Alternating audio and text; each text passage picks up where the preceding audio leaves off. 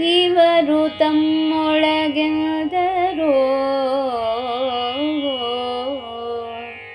ಅದು ನಮ್ಮವರ ಬಲ ತುರುಗೊಂಡವರು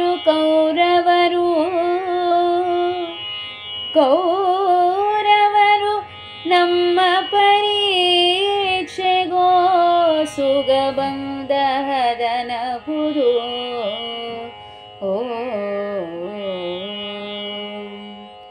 ಅವಧಿ ತೀರದ ಮುನ್ನ ಕಾಣಿಸಿ ನಮಗೆ ಬಳಿಕ ಅರಣ್ಯವಾಸವನು ಇವರು ಕರುಣಿಸಬಲ್ಲರು ಎಂದನು ಧರ್ಮನಂದನನು.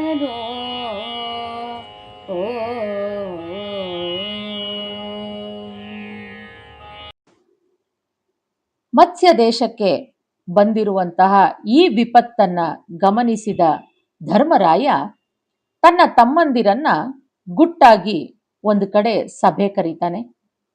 ಅವನಿಗೆ ಗೊತ್ತು ತಮ್ಮನ್ನ ಅಜ್ಞಾತವಾಸದಲ್ಲೇ ಕಂಡು ಹಿಡಿದು ಮತ್ತೊಮ್ಮೆ ವನವಾಸಕ್ಕೆ ಕಳುಹಿಸುವ ದುರ್ಯೋಧನನ ಯೋಚನೆಯೇ ಇದು. ಕೀಚಕ ಸತ್ತಿದ್ದಾನೆ, ಅವನನ್ನ ಹೊಡೆದದ್ದು ಭೀಮನೇ ಎಂದು ಊಹಿಸಲು ಕೌರವರಿಗೇನು ಕಷ್ಟವಿಲ್ಲ. ಹಾಗಾಗಿ ಇದು ನಮಗಾಗಿಯೇ ಬಂದದ್ದು, ನಮ್ಮನ್ನೇ ಹುಡುಕಿಕೊಂಡು ಬಂದದ್ದು ಎಂದು ತನ್ನ ತಮ್ಮಂದಿರನ್ನ ಕರೆದು ಧರ್ಮರಾಯ ಒಂದು ಪುಟ್ಟ ಸಭೆಯನ್ನ ನಡೆಸ್ತಾನೆ.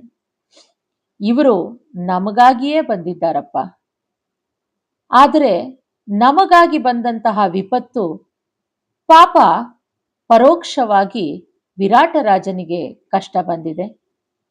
ಹಾಗಾಗಿ ಹೇಗಾದರೂ ಮಾಡಿ ನಾವು ಈ ವಿಪತ್ತಿನಿಂದ ವಿರಾಟ ರಾಜನನ್ನ ಕಾಪಾಡಬೇಕು ಅಂತ ಧರ್ಮರಾಯ ತನ್ನ ತಮ್ಮಂದಿರಿಗೆ ಹೇಳ್ತಾ ಇದ್ದಾನೆ.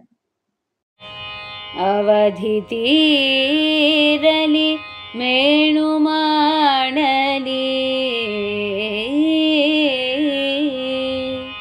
ಯವಗೆ ತುರು ಹುಯ್ಯಲನು ಕೇಳಿದು ಕಿವಿಯಲುದಕವ ಕೊಂಡಡೆ ಆಪಾತಕವನೆಣಿಸುವುಡೆ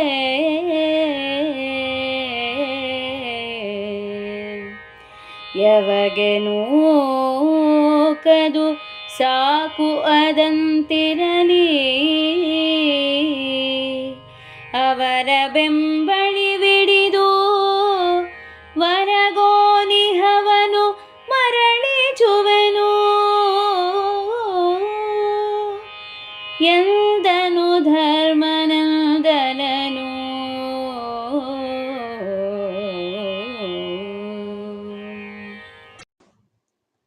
ತಮ್ಮಂದಿರೇ, ನಮ್ಮ ಅಜ್ಞಾತವಾಸದ ಅವಧಿ ಇನ್ನೂ ತೀರಿಲ್ಲ.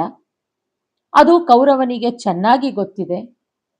ಅವನು ನಮಗಾಗಿಯೇ ಬಂದಿದ್ದಾನೆ. ಆದರೆ ಅವಧಿ ತೀರಲಿ ಬಿಡಲಿ, ನಮಗೆ ಆಶ್ರಯವನ್ನ ಕೊಟ್ಟಂತಹ ವಿರಾಟ ರಾಜನಿಗೆ ವಿಪತ್ತು ಬಂದಾಗ ಅವನನ್ನ ಕಾಪಾಡಬೇಕಾಗಿರೋದು ನಮ್ಮ ಕರ್ತವ್ಯ. ಜೊತೆಗೆ ಹಸುಗಳನ್ನ ಹಿಡಿದಿರೋದು ಮಹಾಪಾಪ. ಆ ಹಸುಗಳ ನೋವಿನ ಧ್ವನಿ ಕಿವಿ ಮೇಲೆ ಬಿದ್ದಾಗ ನೀರು ಕೂಡ ಕುಡಿಯೋದು ಮಹಾಪಾತಕ ಎನಿಸುತ್ತದೆ. ಹಾಗಾಗಿ ನಾನು ಈಗ ಹೋಗಿ ವಿರಾಟ ರಾಜನ ಜೊತೆಗೆ ಮಾತಾಡ್ತೀನಿ. ಎಲ್ಲರೂ ಯುದ್ಧಕ್ಕೆ ತಯಾರಾಗಿ ವಿರಾಟ ರಾಜನ ವಿಪತ್ತನ್ನ ಹೇಗಾದರೂ ಮಾಡಿ ಉಪಾಯ ಮಾಡಿ ಕಳೆಯೋಣ ಎನ್ನುವ ಮಾತನ್ನ ತಮ್ಮಂದಿರಿಗೆ ಹೇಳಿ ಧರ್ಮನಂದನ ಹೊರಟಿದ್ದಾನೆ ವಿರಾಟನನ್ನ ಭೇಟಿ ಮಾಡಲು.